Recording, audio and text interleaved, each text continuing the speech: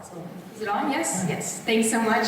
Next, I'd like to introduce Kate Brightwell, who has inspired me a lot through her work leading Adobe's regulatory efforts on disinformation. Kate is the head of policy and government relations for the UK and Europe at Adobe. She leads Adobe's policy work in the UK, its second largest market, and Adobe's advocacy in the EU on issues such as AI and disinformation. Kate also leads the Content Authenticity Initiative's efforts to engage with governments and regulatory regimes around the world, part of which has been her extensive and active involvement in the development of the EU Strengthened Code of Practice on Disinformation and engagement with the European media ecosystem related to digital content provenance. Let's give a warm welcome and round of applause for Kate. Thank you for the opportunity to speak to you today. I know that we've had Andrew from Microsoft that's mentioned the Content Authenticity Initiative earlier, and we've had Amanda, my colleague from Adobe, before. So hopefully this presentation will give you a little bit more detail about the initiative, why we've done it, and how you can get involved. And so today has been a lot about kind of generative AI, and it's a very new innovation and something we're all trying to kind of figure out and work out the ethical implications of it. And Adobe is a 40-year-old company, okay, so we've been making creative tools, empowering millions and millions of people around the world to create digital content. I don't think it was ever licensed at 20 grand, as Andrew may have said, but we can discuss that. But I wanted to draw your attention to something we call Adobe Max. So we have this annual conference every October, November, where we do something called sneaks, where we demonstrate and show the kind of technology that we're cooking up in our labs. So this is stuff that's not out for commercial sale, but it's just the types of things that we're thinking about and where we think that the kind of future of creativity is going. And in 2016, we had one of our researchers present something called Project Voco. And what this did in 2016, which feels like years and years ago now, was taking in live some audio of the presenter, and in 20 minutes, the algorithm, the AI had learned to be able to edit and create synthetic versions of his voice with intonation. And so it was a real wake-up call. Like, we really kind of had like, wow, this is like the sheer potential of synthetic media.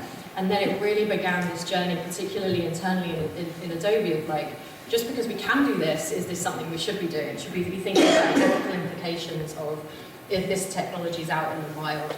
And that's when we really started to think about this kind of new era for content creation, and then thinking about what we could do as a company leading in this area to have something where it protects against kind of bad actors and protects against the kind of ill use of this, but also empowers creators to make the truly like compelling content that they have. So we began that journey around 2016. And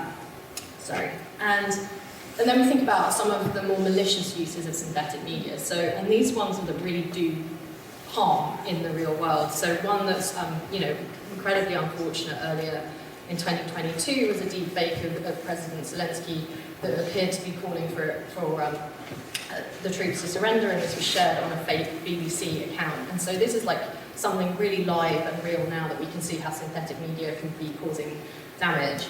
And then probably one of the more earlier versions was in 2019, what was known as a cheap fake. So this really wasn't using any sort of synthetic media or anything particularly sort of sophisticated, but doctoring a video of Nancy Pelosi to make her feel like she was drunk. So what all these things do, they basically, people start to question what they see. So the more advances in synthetic media, people begin to not trust what they're seeing online and therefore don't trust anything. And then we'll talk about this a bit more later. So, and this is where we came with our approach of launching the Content Authenticity. So late in 2019, Adobe launched this really with nothing but a mission to think, how could we use technology to try and address this issue? And how could we perhaps imbue things that like trust signals, and trying to think about how do we prove what's true rather than trying to detect what's fake. So you remember Andrew's comments earlier in the session around how we kind of all bet houses on detection and thought that was going to be the way in which we could solve for the kind of misuses of synthetic media. And unfortunately, that's not been the case. So we're kind of really focusing on provenance. And so when we think about provenance sort of in the art world, it was like to be able to understand where this piece of art had come from and who had made it, etc. So it's quite a similar process with digital provenance, like who made it, if it's been altered, and where it's been delivered. And so this is quite a complicated slide, but really kind of can illustrate what we are trying to do within the Content Authenticity Initiative. And it's really around how do we find an open technical standard whereby we can provide provenance across the whole value chain of a piece of content. So let's just use this example here where we've got, you're a photojournalist in Ukraine using your camera, and immediately you can be putting cryptographic metadata in that image, and maybe the date and the location, and create it if that is safe to do, of course. Then you might export, like you would take that image from your camera, move it into something like Adobe Photoshop. But of course, this is open, interoperable technology, so it's not something proprietary to our software at all. And then you'll be able to add another layer of provenance around maybe the edits that you made and all the ingredients that come along. And then when you are ready to pass that to a publisher, so that might be like the BBC or Reuters or the New York Times and all of the other media publishers that we have, you would then be able to add another layer of provenance in there. And then perhaps even when you're sharing it, maybe on a platform or within your messaging. And so you would see these layers of provenance, and it could be something as simple as like the date of when something was, or it could be a much more complicated view. And obviously, if you think about having these types of objective facts about content, will empower people to decide whether they should trust the content that they're consuming. So where are we now? So we launched it in 2019 with just an idea, really. Really happy to say that we've got, it's actually about 900 members now. We're really happy to see we've got Microsoft and TruePic here with us today. We've got a wide range of media publishers as well. So if you think about where it's going to be most important to have this kind of provenance data within images to be able to determine whether you want to trust them or not, it's really with a lot of the media publishers. But our membership is wide and vast, and that's exactly what we need for this kind of adoption. And so let me also talk about the C2PA. So this is the coalition, which hasn't really been talked about today, but is super important. So it's the Coalition for Content Provenance and Authenticity, known as the C2PA. And the companies that you can see at the bottom there are on the steering committee. And what this independent standards organisation set up under the Linux Foundation, what it is essentially doing is it has developed the open technical specification for this, and in fact Andrew sits on this steering group. And this is really the blueprint for how this can work. So we were talking about this earlier around interoperability, this being in hardware, software, and complete kind of lowering the barrier to entry by having something that is open.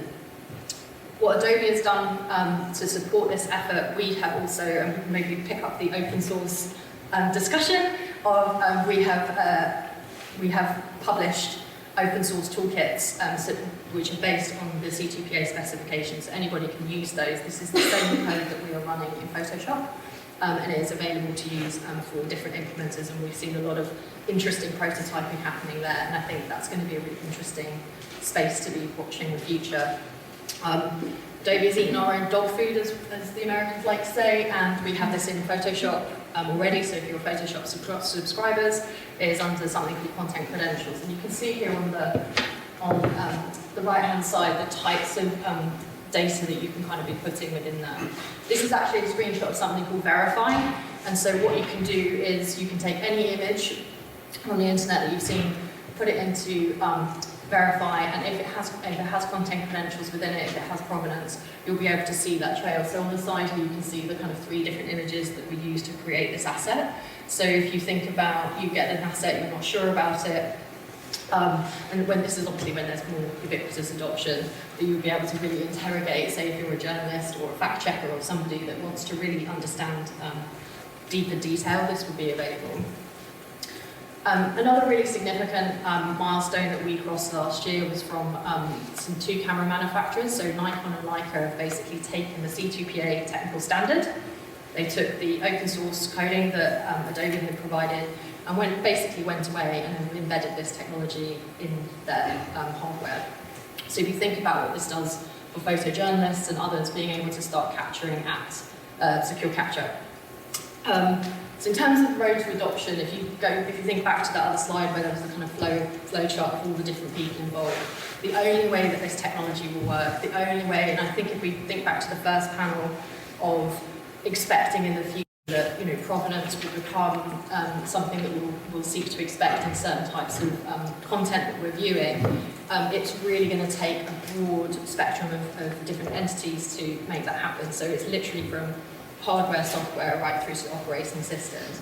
And I'm really pleased to say that we do have such a broad group of organisations involved, and I think the sort of advent of Gen AI and the things that we've been talking about today has really just shown that the mission that we started 3 years ago is really more important than ever. So you can all get involved yourselves. This is no sort of barrier just for big companies to get involved. You're very welcome to join the Content Authenticity Initiative, and here are some more details. So thank you for having me.